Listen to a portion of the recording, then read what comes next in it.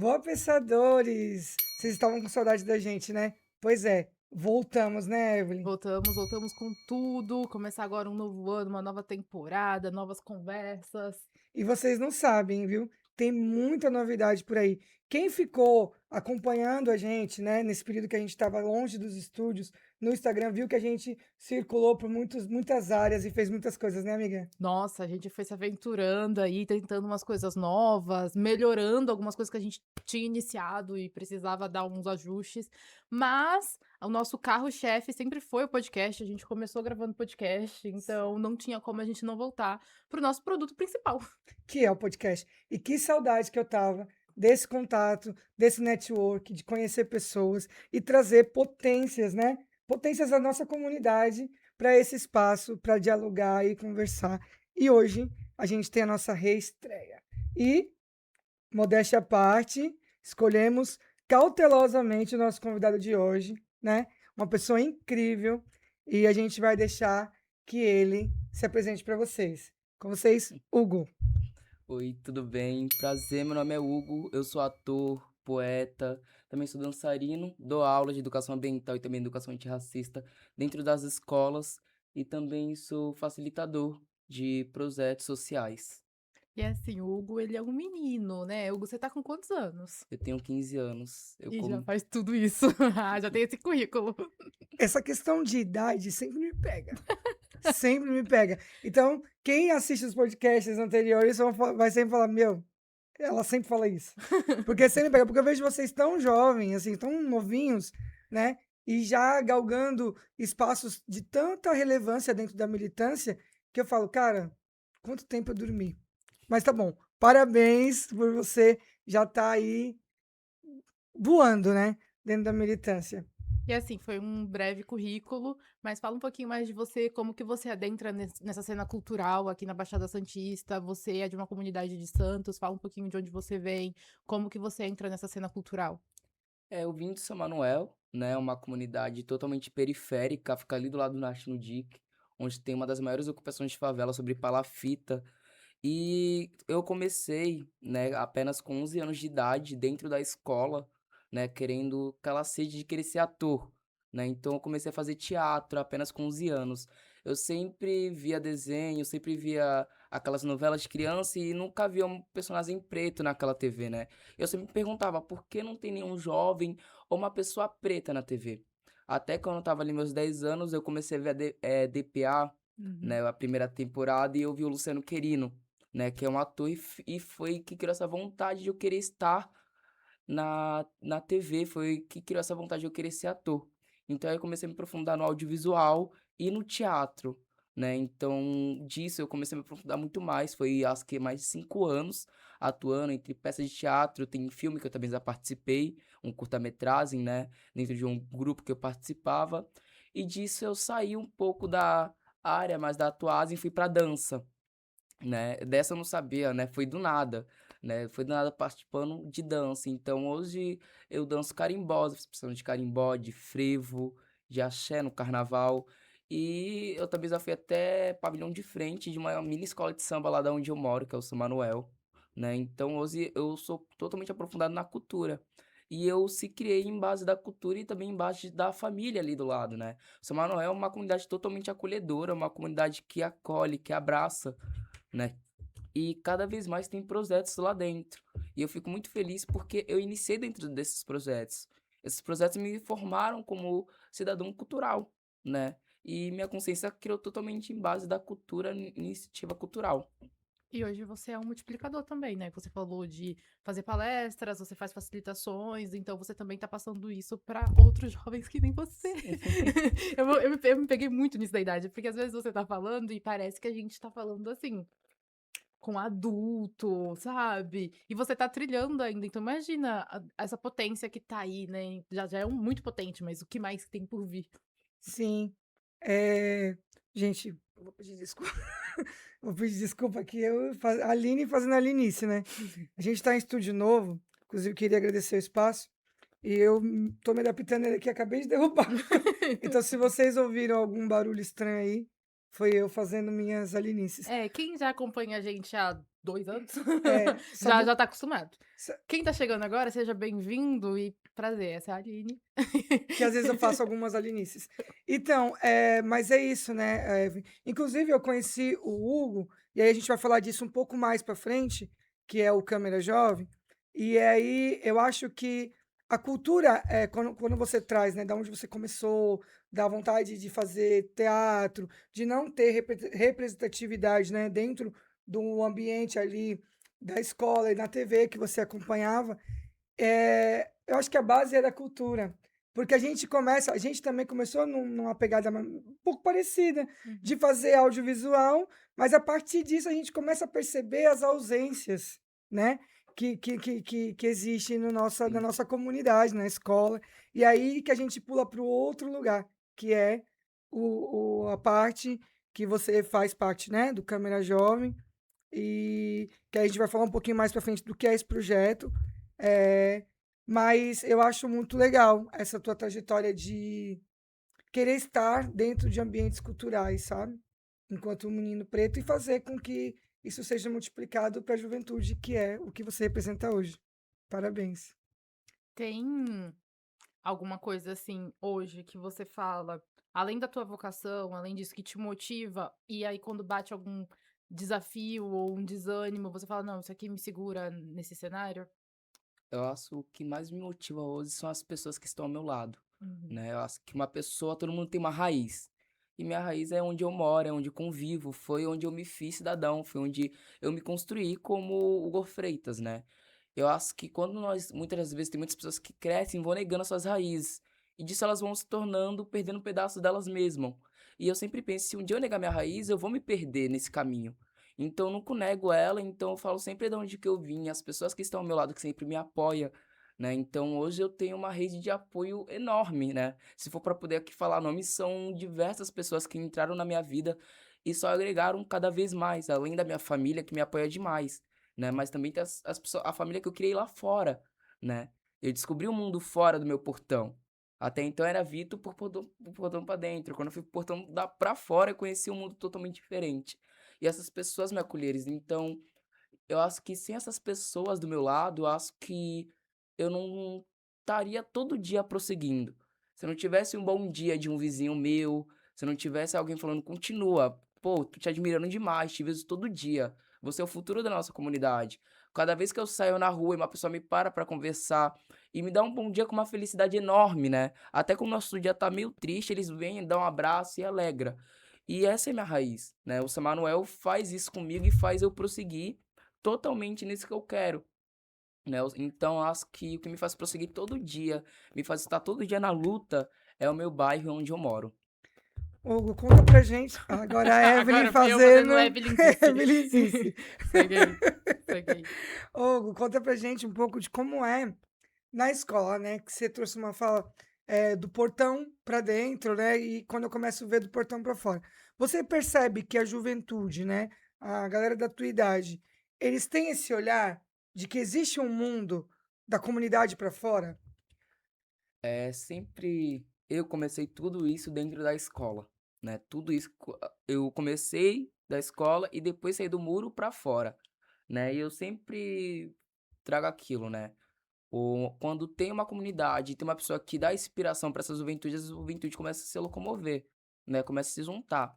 Eu praticamente, quando eu comecei a participar desses projetos culturais, quando eu comecei a participar de tudo, né?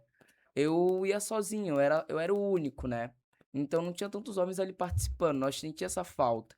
E eu sempre perguntava por que não tinha os homens, meus amigos, colegas, não estavam ali junto comigo, né? Tanto na área política também que eu participo, que depois eu vim agora, mais cedo, vinha participar, né? E se perguntar por que os homens não estão ali comigo, alienados junto comigo, ali colado, né?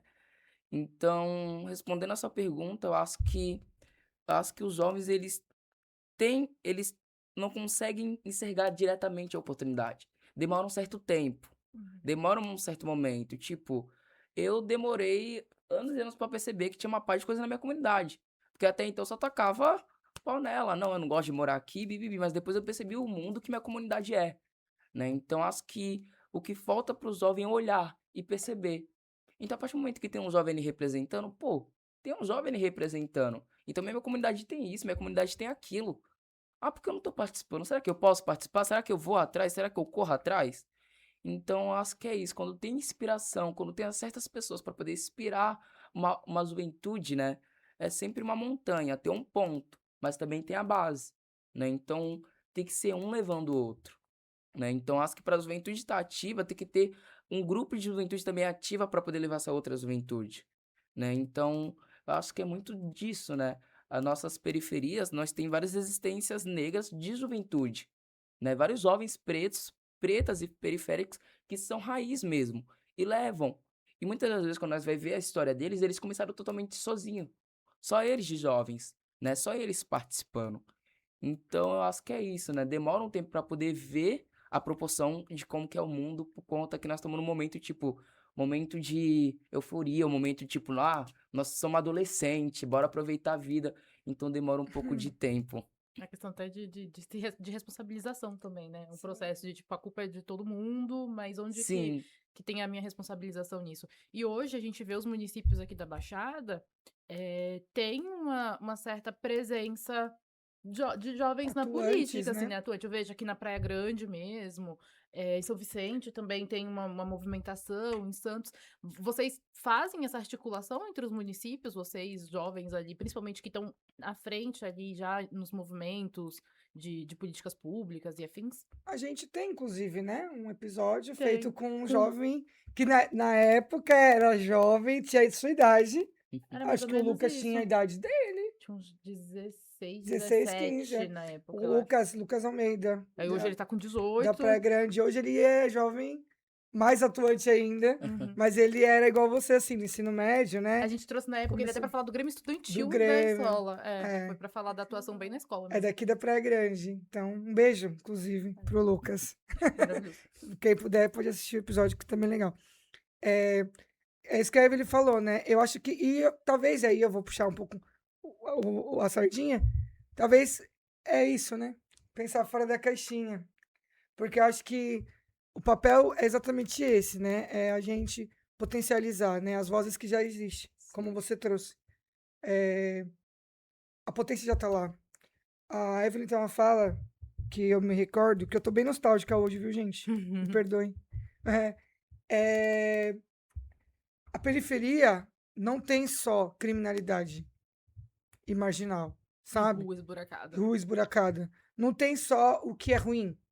Como você falou, eu odeio esse lugar. Aqui é longe da praia. Aqui é longe de tudo. A periferia tem muita potência. E a gente sabe disso, né? E a gente precisa de movimentos que mostrem as potências. Para que, como você falou, essas potências sejam inspiração para que outros jovens, outros adolescentes, outras pessoas peguem ali outras mulheres pretas, outras mães, a inspiração para pensar fora da caixinha e ver fora, né? Ver Para as além outras, dos portões, né? para Que além dos nem, sim. que nem a portões, gente como falou. você trouxe. Respondendo a sua pergunta, né? Claramente, toda a juventude da Baixada Santista é conectada, né? Eu participo de um movimento estudantil, né? E dentro desse movimento estudantil, cada local tem o seu grupo, cada local tem o seu presidente do movimento, mas todo mundo ali tá tudo unido, Uhum. né? Nós precisamos criar uma bancada da Baixada Santista. Vai todos os lideranças da juventude se conectar de toda a Baixada Santista para poder levar para São Paulo, para poder levar para onde for. Teve agora Encontro Nacional de Grêmios, lá no Rio de Janeiro, né? Que Da legal. UBS, né? Eu, infelizmente, não pude ir, mas foi um mau movimento de levar uma bancada da Baixada Santista. E sempre a maior bancada é a da Baixada Santista, né? Também teve o de Campinas, agora que eu também estive presente, que foi da UEE, e é esse movimento. Nós conecta o da Praia Grande, conecta o do São Vicente, conecta o de Santos, e leva tudo no mesmo local, tudo junto, para quanto mais juventude unida, mais força tem, né? A Aline falou sobre essa questão de potencializar ainda mais, né, esses movimentos, essas potências, essas pessoas que já existem, que já estão, tem uma sementinha ali plantada para florescer e tal. E aí a gente vê a importância dos projetos acontecendo dentro das comunidades, e aí a gente vai entrar em vários setores, porque aqui a gente fala bastante da cultura, mas outros setores também, né, a educação, a própria saúde, porque a gente está aqui nesse movimento da cultura e do audiovisual, mas por formação a gente também está na área da Na saúde, área da né? saúde, Então a né? gente vê essa importância também, e na saúde mental. Aham. Então, a gente vê essa importância de como esses movimentos influenciam na formação do ser como um todo. E na tua biografia, nas tuas apresentações, nas tuas redes, a gente vê a presença de alguns projetos que foram e são bem importantes. Então, 2, por exemplo, é o Óleo Noel, né, e a Horta. Fala um pouquinho pra gente né, desses projetos. Tipo, eu gosto muito de falar do Óleo Noel, porque o Óleo Noel é totalmente eu e é a minha base total de tudo mesmo, né? O Óleo Noel foi o que me levou pro mundo, né? Hoje eu sou um fruto totalmente da Horta Bons Frutos do Óleo Noel. Explicando o que é o projeto Óleo Noel e o Horta Bons Frutos, né? Primeiro aqui queria mandar um beijo pra dona Vilma, pro André Leandro, que é o coordenador, né? E tantas outras pessoas.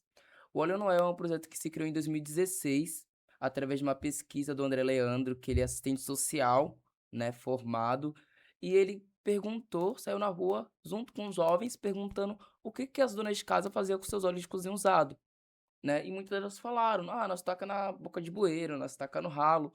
E aí nós perguntou como que nós podemos utilizar esse óleo e parar de fazer elas tacar naquele local e fazer uma reciclagem ali com aquele óleo.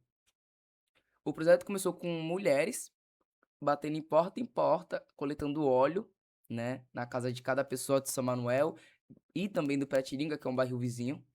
Daí essas mulheres acabaram, por conta da idade, né, e também tinha filhos, tinha outras responsabilidades, acabaram desistindo, né. E aí eles passaram para jovens, e os jovens entraram, até que chegou o meu momento de conhecer o que que era o Projeto Olho Noel. E eu entrei, me aprofundei e lá eu criei uma consciência totalmente ambiental, né? Porque lá é um local totalmente socioeducativo ambientalista. Então lá os indianos têm mais de 30 jovens participando, entre elas crianças de 15, quer dizer, de 11 a 15 anos, né? Lá também tem uma ajuda financeira de R$ 15, que não é muito, porque eles são tudo voluntariado, mas também tem uma ajuda de uma cesta básica para eles, né? E, tipo, o Projeto Olho Noel é uma coisa fantástica, porque ele envolve o jovem em um local que muitas das vezes o jovem não olha, que é o meio ambiente, né? Então faz o jovem entender o que que é aquilo, por que o seu bairro está daquela maneira, como cuidar do seu bairro, como fazer o devido cuidado, né, de cada coisa. E a Horta Bons Frutos vem logo atrás. A Horta Bons Frutos, ela veio na época de 2014, né, através do Instituto Elos, que é um instituto que trabalha por Brasil todo e dentro de Santos, com um programa Guerreiros Sem Armas, né? E aí, ele sempre faz aqueles trabalho. Qual é o sonho da comunidade? E o sonho da comunidade era ter uma horta. Era ter uma horta. E em 2014 ficou a Horta Bons Frutos, né? Com mulheres maravilhosas que levaram totalmente para frente. E hoje é comandado por mulheres também, né? Então a Horta Bons Frutos é um local também de para a comunidade, né? Então em vez de tu ir lá em Hortifrutos comprar uma couve que tu sabe que é totalmente tóxica, praticamente, tu vai comprar na horta, que é saudável, é adubada, não tem componente químico, né? Então, lá além de também ajudar na alimentação, na segurança alimentar, é um local também de vários aprendizados. E dentro da própria horta também tem projetos, além do Olho Noel, que é o projeto Muda de extensão da Unifesp, que trabalha junto com estudantes de TO. Então, o projeto Olho Noel e a Horta Bons Frutos são as que é umas da carreira-chefe do Jardim de São Manuel, porque são uma parte de coisa que tem lá dentro, e lá leva uma comunidade inteira.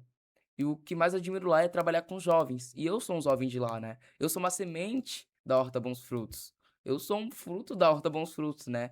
Então eu sinto muito orgulho de falar sobre esse espaço, porque foi o espaço que eu me criei e foi onde eu me aprofundei totalmente, né? E eu sempre volto pra lá, né? Às vezes o passarinho precisa sair voando e eu precisei sair de lá um momento, mas sempre quando é bom voltar pra lá eu volto.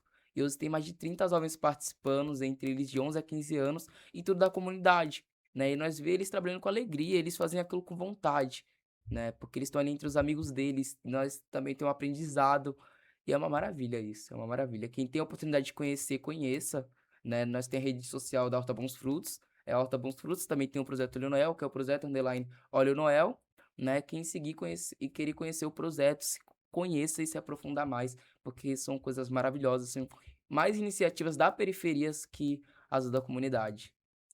A horta Bons Frutos, e aí eu acredito muito nos encontros, né? Eu te encontrei em um outro momento, mas assim que eu comecei a prestar serviços na Prefeitura de Santos, eu tive a oportunidade de conhecer a Horta Bons Frutos lá no São Manuel, e eu, né? E aí, em outro momento, eu conheci, e sim, é muito grande lá. Tem uma diversidade de frutas e hortaliças, e é muito bonito. É muito legal ver o trabalho que o André, né? Que o André faz lá.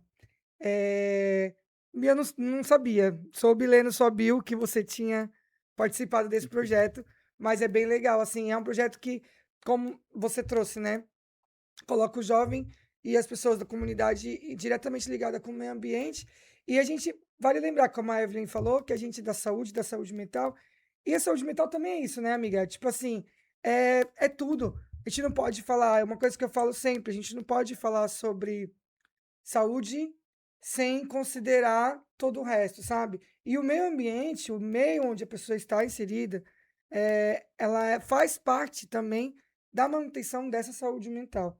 Então, enfatizando a sua fala, assim, é um projeto muito legal mesmo. Horta Bons Frutos e o Óleo Noel. E aí, a gente falando de projeto, e aí você falou um pouquinho mais, né, mais no início do episódio, sobre o estúdio que a gente tá, e aí faz parte de um projeto também que tá acontecendo aqui na Praia Grande. Então, se hoje a gente tá conseguindo, né, voltar a gravar, É, conseguindo trazer essas histórias, conseguindo trazer novamente essas histórias pra gente contar, né, nas nossas redes sociais, no YouTube, no Instagram, é graças a um projeto que tá acontecendo aqui na cidade da Praia Grande. sim. Então, hoje a gente está num espaço cultural, a gente está aqui no Palácio das Artes, né, Lili, no PDA. Aqui no vídeo, em algum momento, vai inclusive passar o QR Code, se você tiver interesse de gravar, tem um podcast, tem um projeto também, gostaria de gravar, precisa de um espaço, vai em algum momento aqui no vídeo aparecer um QR Code, se você tiver interesse para preencher as informações, para saber mais como que funciona, apresentar teu projeto também, porque eu acho que vale muito a pena. E aí é sobre dar essas oportunidades, né, ter esse tipo de projeto também tanto em questão de saúde mental, de cultura, mas agora no audiovisual, que a gente vê o audiovisual ganhando tanto espaço e sendo tão importante pra muita coisa, né? E fiquei emocionada. E a tua fala, assim, amiga, porque eu tô muito feliz, assim, estando nesse espaço, Uhum. porque desde o começo do nosso projeto, a gente fala muito sobre iniciativas, né? Sobre o poder público atuar nessas frentes, né? De fomentar mesmo cultura, fomentar o que a gente faz. Então, assim, poder hoje ter esse espaço, e eu vim no caminho conversando inclusive com ele. Eu falei assim, caramba, é um projeto que a pessoa escreveu, que ganhou hoje e tal. Cara, isso me dá uma alegria, porque dá uma sensação de esperança. E não só para o pense fora da caixinha, Mas para que é outros para projetos. outros projetos, que é o que a gente tanto fala, que é um projeto tão. Que às vezes a gente vê coisas tão legais acontecendo, e falando um pouco da nossa luta, né? De que quantas vezes a gente não pensou e falou assim, vamos parar por conta dessa ausência de recurso, né? E hoje a gente poder estar num espaço que está sendo financiado pelo poder público, né? Para Uma existir, política pública. né? Por uma política pública que a gente tanto fala e que a gente tanto cobra e que a gente tanto pede para poder existir, isso para mim é assim, me deixa até emocionada. E fica o convite, né? Para você que tem um projeto, um projeto cultural, uma coisa legal, entre em contato com o pessoal, faz o cadastro, vê como funciona para participar, para que a gente mantenha esse espaço ativo e movimentando e circulando pessoas e projetos muito interessantes, né? Muito legais para a gente continuar essa caminhada juntos, né? Você falou, inclusive, que tem uma trajetória com audiovisual também, né? Então, é sobre essa parte da tua atuação dentro do teatro, da dança, também nessa movimentação política que existe na tua vida, vai para além, conta um pouquinho pra gente dessa área. A Do audiovisual. do audiovisual. O audiovisual eu iniciei, acho que vai fazer, eu tenho 2 anos de audiovisual, acabei terminando. Era para ter continuado no curso, mas também precisei sair, né? O meu professor foi o Ailton Martins, né? Que é fotógrafo dentro de Santos. E eu comecei no audiovisual dentro da horta, né? Como uma coisa leva a outra. O André conheceu o Ailton Martins, levou pra Horta, né? Eu participava do projeto Ali Noel, tinha um audiovisual, eu fazia teatro. Eu falei, tem um A, tem um B, tem um C, por que não vamos fazer Vamos completar esse É alfabeto. né? multifacetado esse Por que nós garoto. não, por que nós não vamos fazer o D, né? Por que nós não vamos fazer o D? Vamos pro D, pro E, pro F, A, Z. Sim, vê isso. Aí eu acabei entrando o audiovisual, né? Mas eu não queria tanto mexer na câmera, eu queria mais atuar, né? Eu sempre fui mais pra atuagem. E acabei aprendendo a mexer em câmera. Também eu lembro que eu também fui guia, eu fui guia de uma exposição da Lenda Escrevendo com Anne Frank, através do Instituto IPB, né, que é o Instituto Plataforma Brasil, que patrocina o audiovisual, o curso de audiovisual que eu faço parte. Aprendi sobre fotografia, sobre como mexer na câmera, como eu filmar, né, e isso foi um trabalho que eu fiz de anos e anos, né, até nós fazer um curta-metragem. E além disso também, nós sempre trabalhou aquela de pensar, né? Como aqui fora da caixa, tipo, pensar, né? Além da minha comunidade. E o audiovisual me ajudou muito quando eu queria entrar na área da política, né? Porque eu acho que a arte é uma arma política. A arte é um movimento político. E quando eu comecei a entrar no audiovisual, eu comecei a raciocinar mais. Tipo, vi um porquê na minha mente, Uhum. né? O audiovisual fez isso. E eu adorei participar do audiovisual por conta disso, de aprender coisas que eu não sabia antes e também de criar minha consciência, que até hoje eu levo ela, né? E o audiovisual também me ajudou muito naquela de manusear, editar vídeo, de gravar. Ainda mais eu que mexo com rede social, né? Eu mexo com rede social, então eu acho que é muito mais prático pra mim.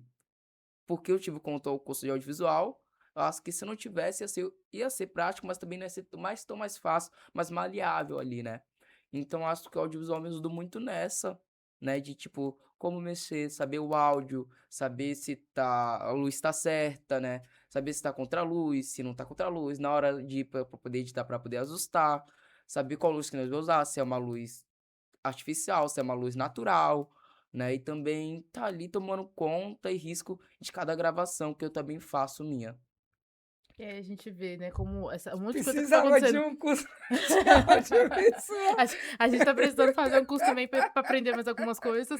Mas, assim, nessa fala dele, e aí eu fico pensando, né, de todos os jovens que fazem parte ou fizeram parte em algum momento de algum projeto assim, olha como as ramificações podem levar o futuro desse jovem pra várias coisas. Pra várias Então, ele vai nessa vertente da atuação política, né, mas poderia inclusive estar nessa questão do audiovisual mesmo, só apenas, assim, tipo, trabalhar como um fotógrafo, trabalhar como um roteirista, trabalhar como social media. Então a gente vê uma movimentação, inclusive, que a arte, a cultura, e movimentando a economia, né? Então, porque a gente fala dessa questão da juventude e tudo mais, e como também é importante seria essa parte econômica dentro dessa formação desse cidadão, né? Exatamente.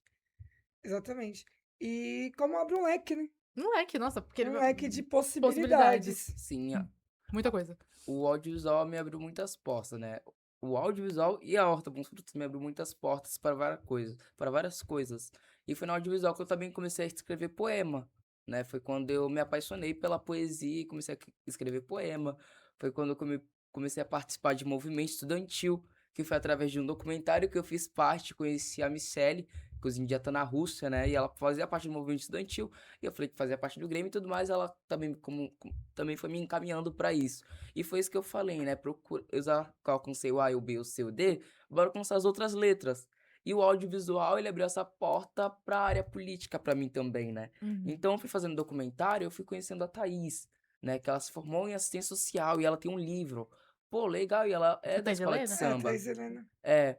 Pô, eu tava lá em um documentário e eu conheci uma pessoa muito esperta que eu aprendi muito com ela e eu quero manter o contato com ela, né? Pô, tô ali no audiovisual, tô fazendo documentário e tô ali debatendo com ela, né? E o audiovisual me trouxe essa consciência, né? No audiovisual, quando eu segui de final, eu fiz parte de um filme, né? Que foi Os Mortos Também Se Vingam, né? Um filme que também foi através do audiovisual. Nós também teve o documentário que nós fez, que eu não vou lembrar o nome agora, né? Mas foi falando sobre as mulheres periféricas, falando sobre essa tatuagem das mulheres dentro das periferias, sendo que elas são mães das periferias. Então, entrevistei pessoas maravilhosas, né? Conheci pessoas maravilhosas e fui entrando nessa sociedade aqui que é um dos gigantes hoje em dia. Cara, e como a gente entende, porque a gente passa por isso Ah, também. Desde que a exatamente a gente mesma coisa. se meteu a sentar numa mesa Pra e entrevistar falar. pessoas. Desde que... Ó, nessa conversa, que eu não sei quanto tempo a gente tá, você já falou o nome de algumas pessoas que que a a gente gente conheceu já conhece, já conheceu através desse desse movimento movimento do também. audiovisual. E eu vou além, Hugo. Eu acho que é uma questão de aquilombamento, né? Eu acho que quando a gente está dentro desses... As pessoas que... Os nomes que você trouxe no carro, ele trouxe o nome de Aurélia Rios, que ele Psicóloga já que tem... admiro muito. A gente admira muito, já sentou aqui, já trocou um papo com a gente. Então, assim, e várias outras pessoas que, se a gente for falar, a gente vai se interligar e vai chegar junto, porque é isso, a gente tá para se aquilombar e ir junto, né? E aí você, no auge dos seus 15 anos, troca experiências com a Aurélia, que já tem uma certa idade, comigo, que tô quase aí, com a Evelyn, que tá no... ela tá no complexo de uma faixa etária aí. com a Evelyn, que tá no meio termo, tipo assim, e as experiências se cruzam, e a gente dá ferramenta. E a gente se vê também em algumas falas, né? Porque eu Sim. fico pensando, tá, o que que eu tava fazendo com 15 anos? Que não faz tanto tempo assim, mas já tem algum tempo. E aí eu fico pensando, o que que eu tava fazendo com 15? E aí eu já tava adentrando na escola pública também, que eu tive um breve período aí pela escola particular, e aí retornei pra escola pública e fui pra uma escola de período integral. E foi onde começou a abrir meus olhos também para algumas coisas, né? Participação em grêmio estudantil, entender política pública, abrir meus olhos, inclusive, para fazer uma graduação. Então eu penso, estar nesse cenário, estar nesse contexto, me fez enxergar algumas coisas. E aí hoje, eu tô falando isso de 2016, 16, 17. Aí hoje a gente tá em 2025. E aí tem um tempo considerável, mas a gente já vê mais movimentação acontecendo. Mais Muito mais. projeto, mais fomento, mais coisa sendo inserida, inclusive nesse ambiente educacional, né? Sensacional. Você pegar, no caso, dela vai contar 10 para trás. E eu conto 10, 20 para trás, quando eu tinha 15. E aí, que a gente tem um delay de 10 anos. Um delay de 10 anos. É, De 10 em 10. 15, 25, 30. Sim. E 5. E aí, a gente não tinha. Tinha, a gente era. Eu sou do tempo ainda que não se falava em transição capilar, né? A gente tinha. E aí você pode, é tão velho assim? Não, 20 anos atrás, né? A Muito gente, recente. o único produto que a gente tinha para pensar em deixar o cabelo melhorzinho era um produto específico e era muito caro. E era só aquele produto que tinha. E os demais era aquela massa de embranquecimento, de que alisa seu cabelo. Então, eu com 15 anos, eu tinha o cabelo alisado e não via a possibilidade de usar o cabelo cacheado, né? Eu acho que quando a Evelyn vem na juventude dos 15 dela, ela já pega uma possibilidade, já tinha pessoas fazendo esse movimento. Eu já tava com o meu cacheado, E hoje a inclusive. gente vê as meninas pretas com seus blacks assumidos. São poucas que a gente vê que ainda alisa o cabelo. Eu acho que, pelo menos eu tenho observado, eu vejo poucas que ainda alisam, porque isso já tem se mudado de uma forma muito efetiva. E isso em todos os âmbitos, né?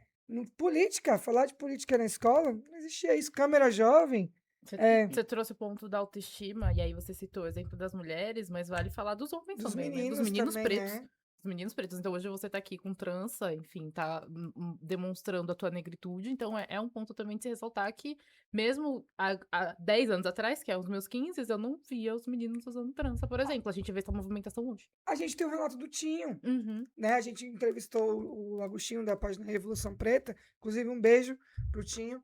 E ele traz um relato de como era a juventude dele, como ele se sentia um menino feio, né? Dentro da escola, por ser um menino preto ali, da autoestima também. Então, a gente, graças, né, aos orixás, a gente consegue ver esse avanço, né, na nossa luta. Mas a nossa luta só avança a partir do momento que a gente faz esses movimentos de pensar fora da caixinha e se aquilombar. A gente teve num festival há pouco, que foi um festival que teve lá em Santos, e ali ficou claro para mim que é aquilombamento. Quando você chega, eu acho que com você acontece isso, num lugar onde várias pessoas de várias vertentes te reconhecem, aí você fala assim, nossa, é o meu povo. E a gente está lutando todo mundo em prol de algo maior. Sim, eu sempre falo que eu não fui obrigado a me aceitar, mas eu fiz me aceitar, né? Como eu estava falando no carro, recentemente eu recebi o Prêmio Zumbi dos Palmares, Uhum. né? E como eu falei aqui também, eu já dei aula de educação antirracista e ela me conheceu através da capoeira, que eu ensinei, estava ensinando as crianças a fazer capoeira. E não foi assim do nada. Eu também tive meu episódio de racismo dentro da escola, né? Do momento que eu me olhei no espelho e falar por que eu sou dessa cor, né? O momento de, tipo, ver o meu cabelo e falar por que, Deus? Parece que você me castigou, né? Por que você me colocou nesse local, né? Por que você não me deu em uma família branca? Por que você não me colocou branco no mundo? E, tipo, quando hoje em dia eu vejo isso e lembro quando eu tinha 8 anos, tinha uma criança de 8 anos falando isso, tipo, na frente do espelho. E se olhando, eu fico, gente, por quê? Né? E foi o momento, nesse momento, quando eu tinha 8 anos e ainda sofri racismo por uma pessoa preta também, né? Que foi o que mais me impacta até hoje, porque quando eu sofri racismo, a pessoa que estava fazendo racismo comigo também era preto, né? E hoje eu olho e entendo por que eu precisei passar por isso. Porque hoje eu olho e se qualquer pessoa vir tentar fazer racismo comigo, não vai me ofender mais, né? Hoje eu uso trans e me aceito como eu sou, né? Então qualquer lugar que eu vou, tipo, qualquer local que eu vou, eu sempre tô usando uma característica que lembre um pouco da onde eu vim. Porque é o orgulho da onde eu vim, o orgulho do meu tom de pele. Eu aprendi a me amar. Eu me aprendi a acordar cedo no olhar pro meu espelho e falar, pô, hoje eu tô bonito, né? E isso eu passei para outras crianças também que não se viam, né? Pô, por que eu não tenho uma professora preta? Por que eu não tenho um professor preto? Pô, bora correr atrás disso, né? Então, eu acho que eu falo mais sobre a juventude preta, porque a juventude preta sempre, quando tenta entrar nesse caminho da área da política, quando ela vai avançando cada vez mais, ela vai percebendo que tem uns apontamentos. Ela vai percebendo que ela entra no espaço e ela, tipo, fica meio assim, né? O que que eu faço, né? E isso é preocupante, né? E hoje a juventude preta, eu vejo a juventude preta ocupando um espaço com beleza, com enfrentando mesmo, né? No meu encerramento da Câmara Jovem, né? Lá tava o traje social e eu fui com uma roupa africana, né? E eu falei, se eu tô aqui hoje, é graças aos meus ancestrais que lutaram para eu poder estar aqui hoje, né? E eu me reconheci como preto quando eu tinha apenas, recentemente, 13 anos. Eu já estava envolvido nisso. Mas eu me reconheci como preto mesmo e decidi que eu era preto, que eu vim de uma família preta e aceitei isso quando eu tinha 13 anos. Quando eu entrei pra capoeira, quando eu fui atrás da minha história, quando eu fui atrás da minha essência, né? Foi quando também comecei a deixar meu cabelo crescer, que até então só cortava ele e deixava ele na zero. Então foi quando eu comecei a deixar meu cabelo crescer. E hoje eu olho e falo, foi difícil? Foi. Mas eu passei por uma coisa que tantas outras pessoas passam. Que meu pai passou por isso, minha mãe passou por isso, minha avó passou por isso, né? E nós, infelizmente, nós luta para isso acabar, né? Para isso, para nós estar vendo uma juventude preta ativa. E hoje eu falo que, tipo, lado a lado eu tenho um apoio que é a minha ancestralidade, né? Meus ancestrais são pretos, são indígenas, e eu não nego isso, nem tem como negar isso, né? Nenhuma pessoa branca tem como negar isso, porque é real, é a história, né? E não é aceitar, né? Mas perceber de onde que nós viemos, perceber como que eu vim. Lembrar que as trans que eu uso não é só uma coisa de decoração, não é só uma decoração, não é só para poder me embelezar, tem uma história por trás, tem uma raiz por trás, né? Porque antes de chegar aqui e eu utilizar essas tranças, meu povo usava como mapa para poder fugir. Então entender por quê, né? Eu tô aqui usando uma bandana, tipo um turbante, entender também da onde que vem um turbante. E também vem aquela, tem muito preconceito falando que homem não pode usar turbante. E eu acho turbante uma coisa linda, maravilhosa, né? Tipo, eu adoro, tipo, amo turbante. E eu sempre, quando eu vou pros lugares, eu já fui de turbante, né? Eu já usei o turbante, assim, no cabelo completo, né? E as pessoas olhavam assim, né? Eu perguntava. E eu perguntava o que que houve, né? Porque também tem muito construtivo do preconceito. Mas eu acho que é isso que eu acabei de falar. Quando tem representatividade, a juventude preta vai atrás e corre, né? Eu acho que o racismo também me ativou muito nisso, no olhar do detalhe, do pequeno detalhe, né? Tipo, eu sou da Câmara Jovem. Eu sou o único jovem vereador preto. Por quê? Eu devo mergulhar por isso? Será que eu devo bater palmas pra isso? Não.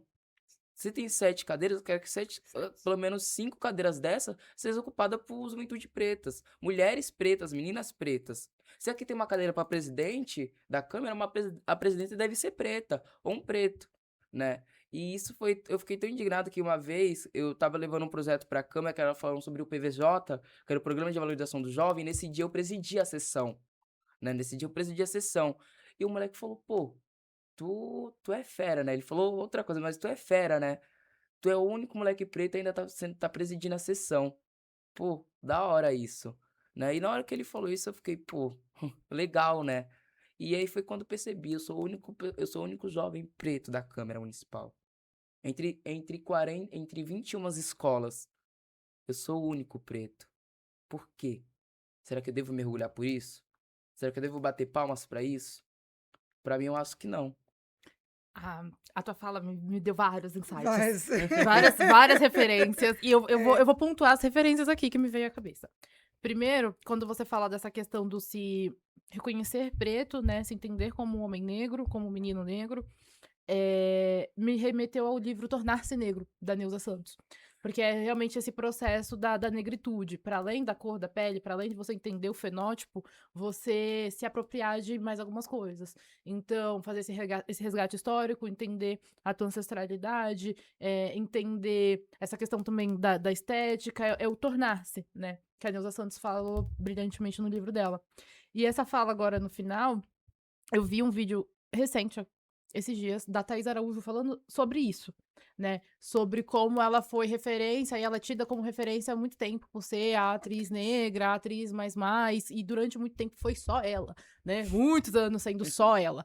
E aí hoje a gente vê a movimentação de outras aparecendo mais, assim, não que não tivessem outras antes, né? A gente recorda Sharon Menezes, recorda alguns outros nomes. Zezé Mota. Mas acabaram que colocaram ela como sendo a referência. E ela trouxe uma fala muito parecida com a tua sobre esse incômodo. Que ela não quer ser a referência, tipo, sendo a única, né? Que tenham mais, não é pra ela estar nesse pedestal de que ela não da representatividade, sim. de representar todo mundo. Não, tem outras pessoas, tem outras potências também. E trazendo para um âmbito, né, menos global, mais regional, mas a gente, durante algum tempo a gente viu esse movimento também. Quando a gente teve essa ideia de fazer o podcast, inclusive, né? De falar sobre as coisas, de falar o que a gente pensa, de convidar as pessoas que a gente achava que tinha que convidar. A gente, pô, nós não conhecíamos, pelo menos, né? Outro podcast apresentado por mulheres negras, por exemplo. E a gente, Sim. cara. E aí bateu até uma insegurança. Tipo, quem que vai escutar a gente, meu Deus? O que a gente vai falar? Tipo assim, deu uma insegurança, sabe? Então, aí até que no momento a gente falou, não, se uma pessoa escutar, tá valendo, vamos lá. E é isso, no decorrer do Projeto Caminhando, a gente vai conhecendo outras pessoas, né? A gente fazendo a cobertura de Estação Verão aqui na Praia Grande, conhecemos as meninas do Pode Sambar, né? Isso, inclusive, essa a primeira e a segunda, não, foi duas que a gente fez, né? A primeira edição de Estação Verão que a gente fez como cobertura de imprensa, nós éramos as únicas únicas. pretas do rolê, né? A gente era as únicas, a imprensa preta, era só a gente que tava ali nesse Sim. nicho. E aí, nessa última que teve, o dia que eu vi, a Evelyn nem tava, eu tava sozinha. Eu fiz questão de, quando eu vi as meninas lá de trança e as meninas do Pode Sambar lá, acho que é esse o nome do podcast delas. E aí eu falei, e aí? Elas falaram, não, a gente veio porque a gente tentou, porque a gente viu vocês e que não sei o quê, já seguia a gente.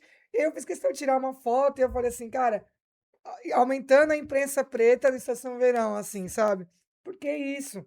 Porque a gente não quer ser a única fazendo Tem isso. mais A pessoas. gente quer que tenha mais pessoas, como a Evelyn falou, fazendo. E, cara, toda vez que a gente vê mais gente fazendo o que a gente faz, o que você faz, enfim, é muito gratificante. E é o que eu sempre falo, pra mim isso tudo começa na educação. Acho que quando tem na escola, quando tem esse debate na escola, começa a evoluir. Eu sempre falo que a escola base, a educação básica não é a que está hoje. A educação básica é a que dá o consciente pro aluno. É que ensina o dever e o direito dele. A escola básica é aquela que fala assim, então, você é de tal jeito, mas tem pessoa que é dessa tal maneira, dessa tal tipo. Então, tem tal isso no mundo, mas também tem isso, isso e isso. A escola é o local que deve conscientizar o aluno, né? É local de ensinar com cidadania. Então, para mim, acho que todos esses debates devem começar na escola, porque a pessoa sai de casa. Então ela sai com aquela mente dela, tudo que ela aprendeu em casa. Quando ela vai na escola e aprende essas coisas, tudo aquela coisa aqui vai quebrando certas coisas. Então vai começando a vir interrogação, vai começando a se questionar. Vai ampliando o repertório, né? Vai, então, Uhum. tipo, então, para mim, a educação básica, a real educação básica deve ser essa educação que amplia o consciente do aluno, que faz o aluno pensar fora da cadeira da escola, que faz o aluno pensar fora do muro, né? Lembrar pro aluno que, tipo, o professor que tá ensinando ali, ele tá te ensinando, mas um dia também tu pode explicar uma coisa que você aprendeu, né? Eu sempre bato naquela, né? Um dia o mestre ensina, e outro dia o aluno do mestre ensina também, né? Então não é a batalha de quem sabe mais, mas sim quem pode apoiar um outro. E a escola deve ser o local de conscientizar um aluno branco que existe pessoas pretas, conscientizar uma pessoa, um homem, lembrar que as mulheres elas podem estar onde elas bem entender, onde elas bem quiser, né? Ainda mais esses casos que tá tendo de feminicídio no Brasil, né? E o Brasil é um dos carros-chefe de feminicídio, isso é indignante. Então a escola deve ser esse local de lembrar, né? Tipo, você nasceu hétero cis, mas tem isso, isso e isso no mundo. Então, pra mim, a escola deve ser o local de conscientizar. E quando nós vem com isso dentro da escola, sempre vem, a família começa, não, não pode. Tá ensinando ideologia pro meu filho, tá ensinando isso pro meu filho, tá ensinando essa outra coisa pro meu filho. Mas não, nós estamos apenas mostrando o mundo. E quando nós mostramos o mundo pro jovem, o jovem vai começar a querer fazer parte desse mundo. O jovem vai querer começar a trabalhar para esse mundo. Então a escola deve ser esse local que desperta, que, tipo, anima o aluno para poder estar nesses locais e também tá lutando contra o racismo. Você trouxe o papel da escola, eu te perguntar, teve alguma experiência que você passou, né, no que a gente falou do Câmara Jovem, né, que é um projeto que você falou que tem 40 e poucos alunos de várias escolas, não é isso? Sim, Quantos? Né, é bastante. E eu sei que você era o vice-presidente e, né, tinha um presidente. E assim,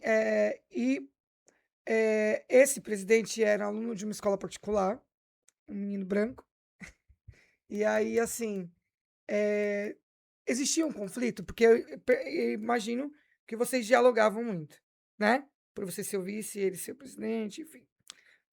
E essa discrepância, né, dele estar inserido num contexto de uma escola particular, de um lugar, de não vir do mesmo lugar que você veio, que é, né, o São Manuel e tal. Você já teve algum conflito de perceber exatamente isso? De falar assim: "Ó, isso aqui você não conhece", porque entendeu? Já aconteceu?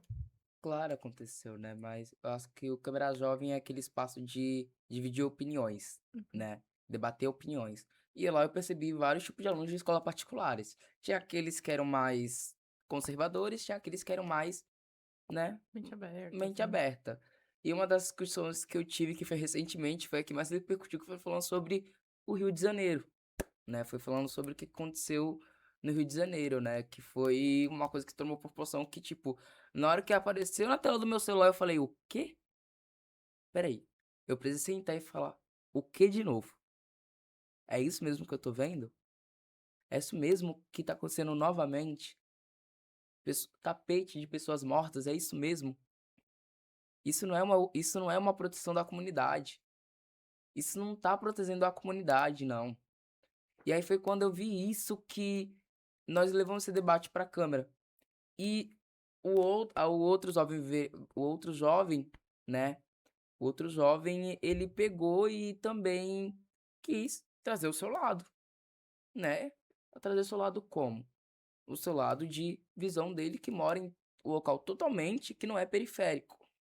Então ele veio com falas falando que estava certo aquilo que aconteceu, veio com falas que que aquilo tipo só estava protegendo a comunidade, que estava tentando acabar com o crime, que sabe aquela mesma conversa que as pessoas que são de fora muitas vezes falam que tá tentando acabar com o crime, que tá acabar com a organização criminal, que tá acabando com os bandidos, que é para proteger a periferia, que é para proteger aquilo, mas sempre vem aquela mesma conversa. Eles nunca protegem. Dentro da periferia sempre é nós por nós, né? E quando eu vi ele falando aquelas baboradas, tipo, coisas que não eram da realidade dele, eu fiquei assim, Ele mora onde? De onde que ele vem? Qual a sua carreira histórica? Você já foi pra favela? Não, mas eu tenho um parente policial. Então é muito fácil falar de uma experiência que você nunca conviveu. É muito fácil você apontar o dedo, mas nunca acordar com uma polícia na sua cara. É muito fácil você falar que tudo que está acontecendo no Rio de Janeiro é certo se você não está lá presente. Se você não está lá junto com aquelas mães. Ah, mas eles eram bandidos, eles estavam ofendendo pessoas. Prova, eles nunca conseguem provar isso. E eu sempre bato naquela. Na Constituição brasileira, tá falando sobre pena de morte? Eu não vejo falar sobre pena de morte na Constituição brasileira. Mas eles fazem a pena de morte no momento, para poder falar que é proteção. Na Constituição brasileira não tem pena de morte. E eles mataram mais de cento e pouquinhas pessoas. Mais de cento e pouquinhas pessoas. Ah, e prenderam vários chefes de organizações. E acabou o crime? Não acabou o crime. Por que não acabou o crime? Porque os donos do crime não estão na favela. Eles não estão expostos no morro, não estão expostos nas vielas. Eles não estão lá esbanzando lá. Eles estão esbanzando do lado da sua casa. Mas não da minha casa, do lado da sua que mora em tal local que é rico. Ele tá esbanzando do lado de um político. O dono disso tudo que você tá falando tem uma empresa enorme. Tem uma empresa de rios de dinheiros. E isso ninguém fala. Ninguém entra na casa dele da mesma forma que entra na periferia. E foi essa discussão que eu tive com ele. O dono da real bandidagem, do real crime organizado que você fala, não tá nem da onde eu moro. Tá na onde tu mora. Mas ninguém entra lá agredindo, ninguém entra lá no tiroteio, ninguém entra lá assassinando. Por quê? Porque quem paga o salário desses policiais, muitas das vezes, né, nós trabalha para eles. Então eles ofendem. Mas agora quem trabalha com eles são vocês. Nós trabalhamos para eles. E vocês trabalham com eles. Então eles têm que proteger vocês e não nós. Porque a partir do momento que eles entram lá dando tiroteio, esse tiroteio pode ir pra cara de qualquer pessoa. Pode ir numa criança, pode ir numa mãe. Não vai só no bandido. Ah, mas eles passam anos e anos e anos e anos que eles passam e nós temos vários casos de pessoas mortas no Brasil. E que nunca foram comprovadas criminosos. Então, eu vi ele falando aquelas coisas e eu fiquei tipo, por quê? Né? E aí uma pessoa até gritou, lembro até hoje dessa fala, me marcou muito, que foi perguntando pra ele, que bolha que você saiu? Porque é uma mente muito pequena, uma mente que, tipo, tá muito só no dele, né? Tá muito só naquela mente. E eu lembro que um mês antes dessa sessão, eu tinha levado pra câmera a mãe de Miles, debatendo esse assunto. E esse um mês depois ele veio falar sobre isso. E eu fiquei, gente, eu acabei de trazer uma mulher aqui que presenteou seu filho morto. E não só ela, diversas mulheres que participam de um movimento. E ele tá falando isso. Então eu fico impactado, porque quem mora na periferia sabe muito bem como que é.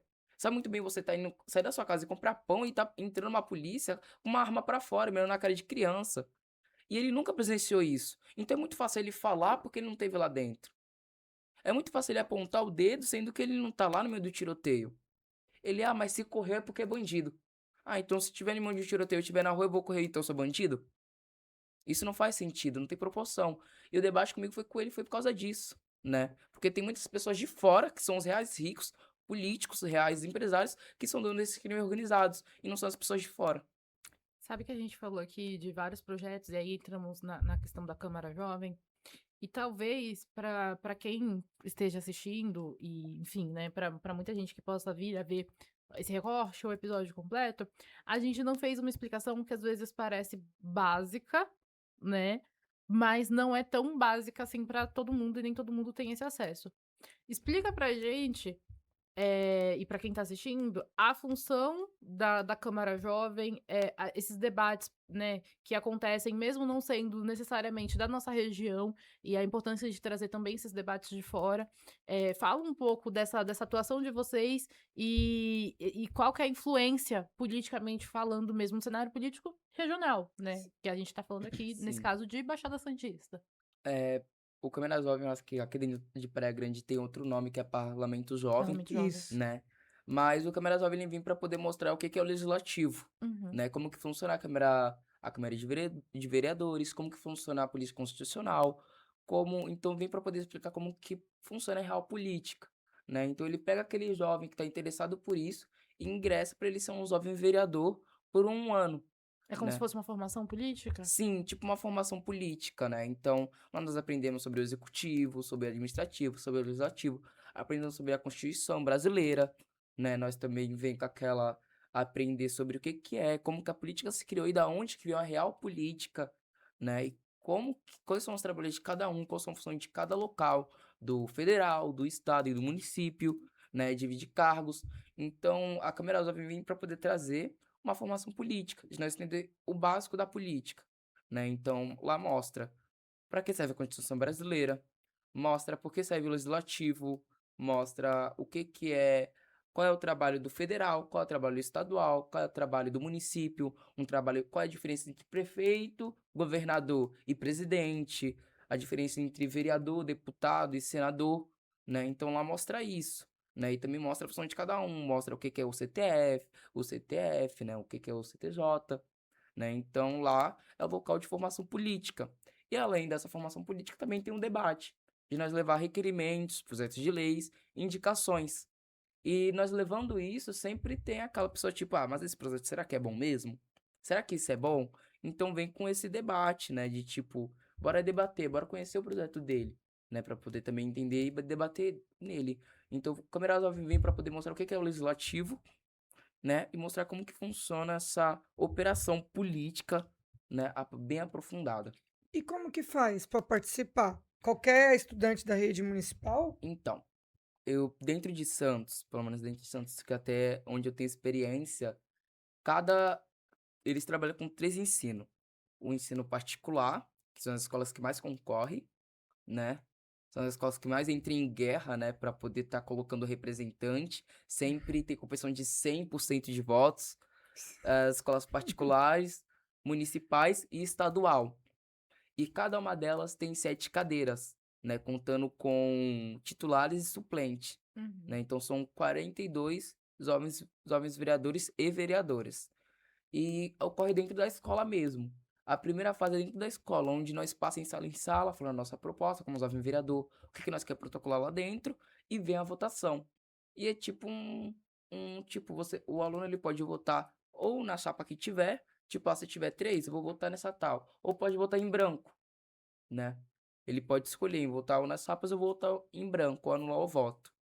Ele pode escolher, e disso, esse grupo vai para fora. Como assim?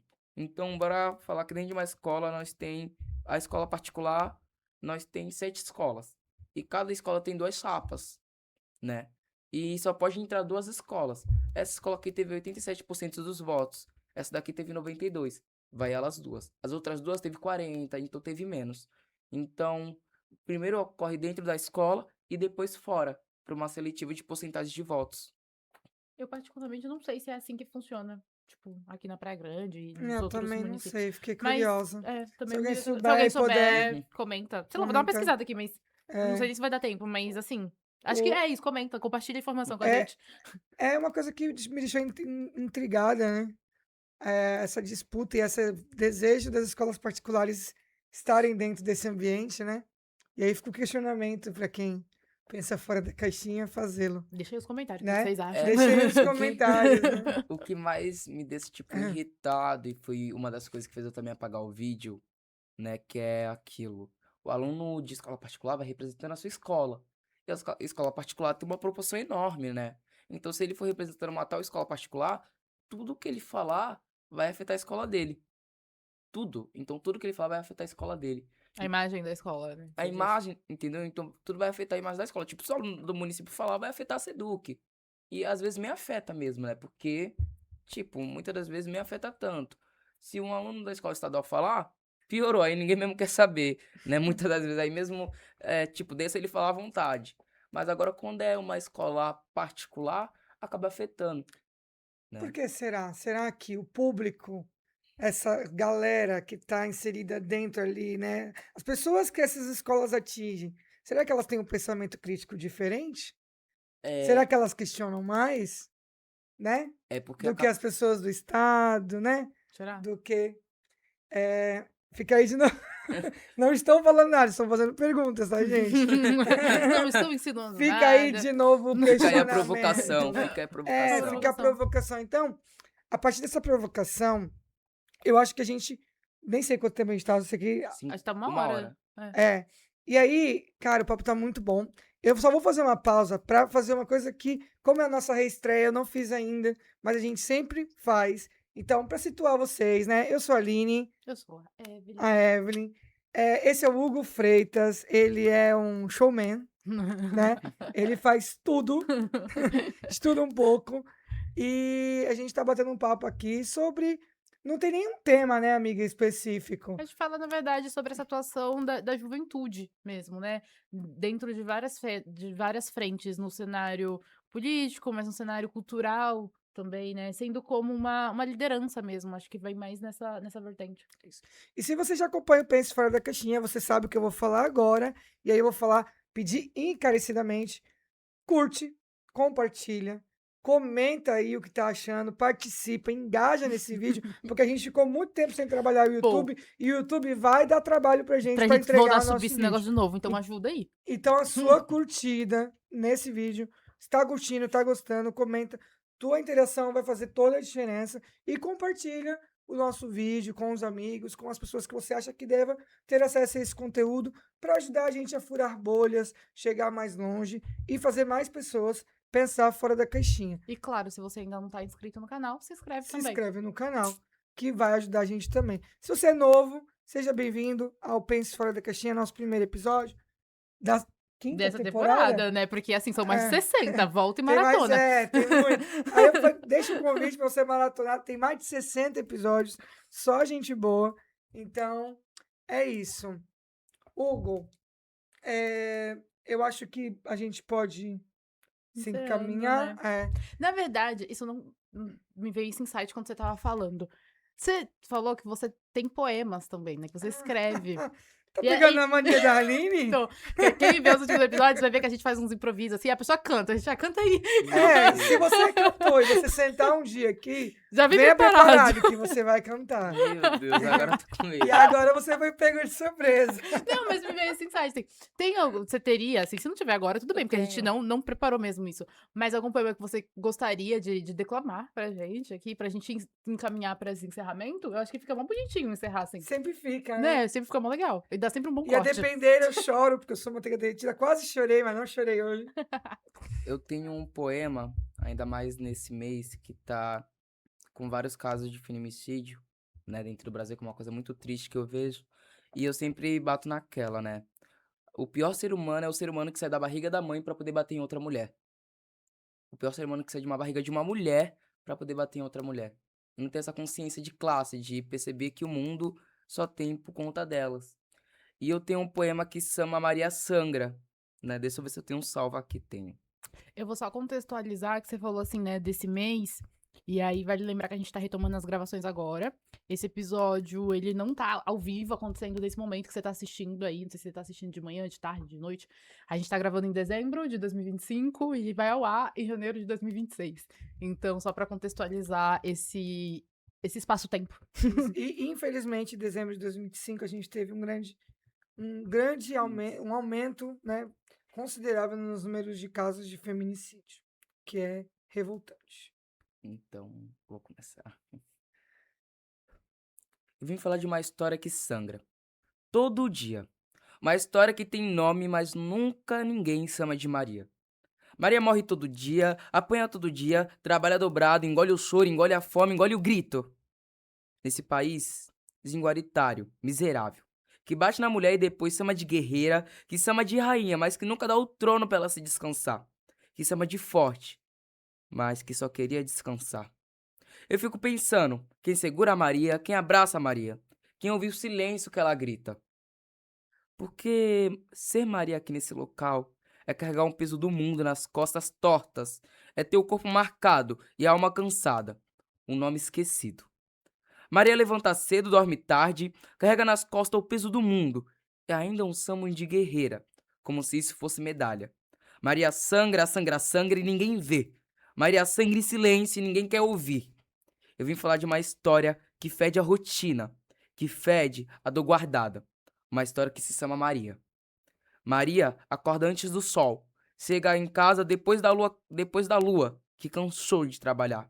Ela trabalha, trabalha, trabalha, apanha, apanha e apanha. Engole o choro, engole a fome, engole até a própria voz. Nesse país maldito e desigualitário que bate na mulher e depois chama de rainha. Que diz você é forte, enquanto quebra teus ossos. Que chama de guerreira e que nunca quis lutar essa guerra com ela.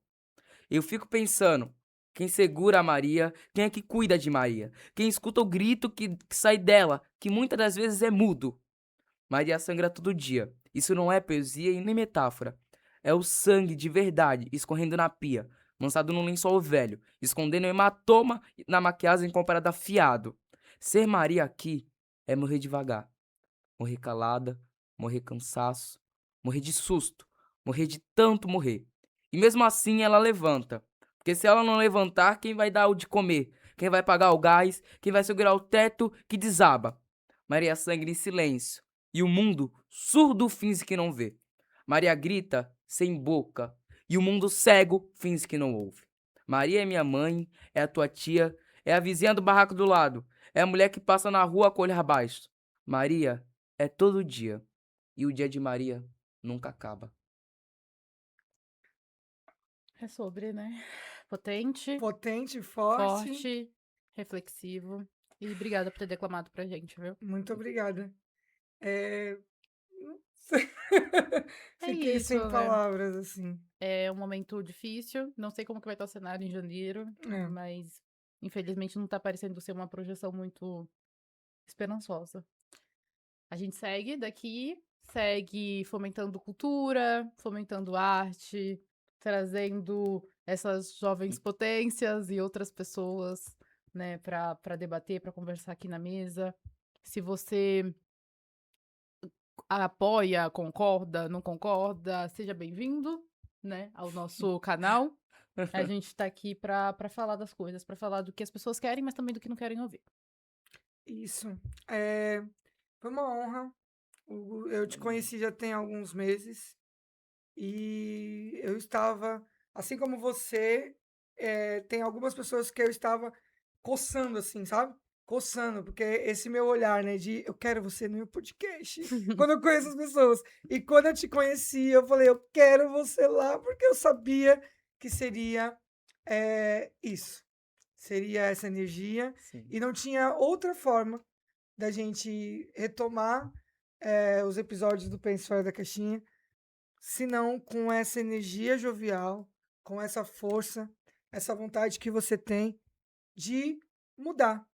Não só o teu mundo, não só o mundo da sua família, das pessoas que estão ao seu redor, mas de toda uma comunidade, de toda a sociedade.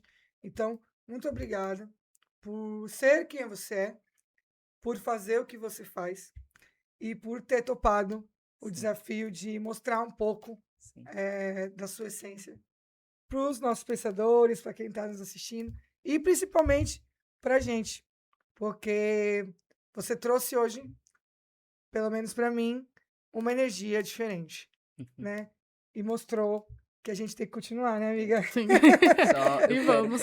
eu quero agradecer, muito obrigado mesmo pelo convite, agradecer o Fora da Caixinha. E é isso, vamos pensar fora da caixa mesmo.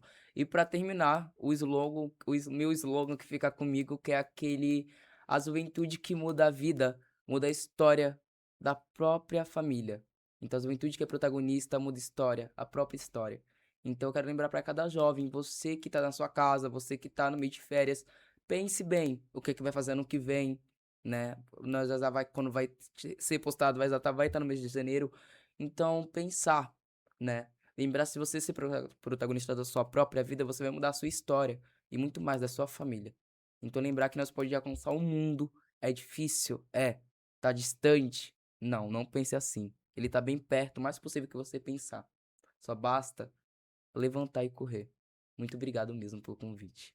Obrigada, viu? É isso, galera. Ficamos por aqui. Muito obrigado por ficar esse tempo com a gente. Se você chegou agora, volta um pouquinho, assiste do começo que tá muito bom. E é isso. Obrigado ao pessoal do estúdio. O Estúdio Criarte. Criarte Produções, tá bom, gente? Ó, sigam lá no Instagram. É muito bom a gente poder contar com esse espaço. Então, muito obrigada também. E é isso. É isso. Vamos pensar fora da caixinha E até o e próximo episódio. até o próximo. Tamo junto, galera.